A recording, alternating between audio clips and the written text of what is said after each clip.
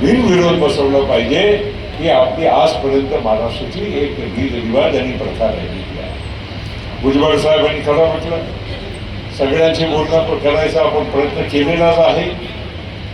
कालही मी खडगे साहेब की आमच्या वहिनी साहेबांची ही निवडणूक ही बिनविरोध झाली पाहिजे, ही आपल्या महाराष्ट्राची परंपरा आहे, प्रथा आहे।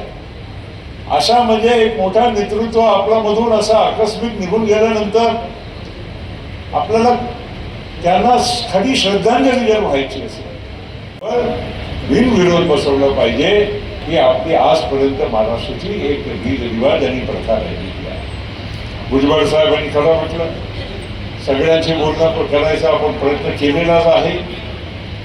कालही मी खडगे साहेब की आमच्या वहिनी साहेबांची ही निवडणूक ही बिनविरोध झाली पाहिजे, ही आपल्या महाराष्ट्राची परंपरा आहे, प्रथा आहे।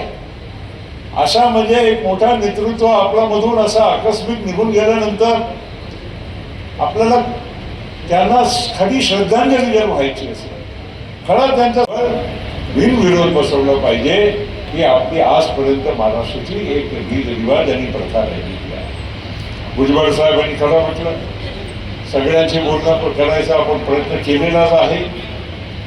कालही मी खडगे साहेब की आमच्या वहिनी साहेबांची ही निवडणूक ही बिनविरोध झाली पाहिजे, ही आपल्या महाराष्ट्राची परंपरा आहे, प्रथा आहे।